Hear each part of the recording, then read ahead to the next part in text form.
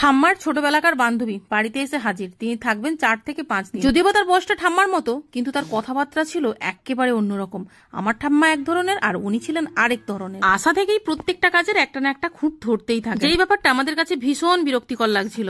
আর এই স্বভাবের জন্যই আমি কিছুটা ওনাকে এড়িয়েই চলতাম। একদিন সকালবেলা ঘুম থেকে উঠবো, হঠাৎ করে দেখছি কিছুতেই বিছানা থেকে উঠতে পারছি না। হাজবেন্ডকে বললাম, কই গো, আমার গায়ে হাতটা দিয়ে দেখো তো।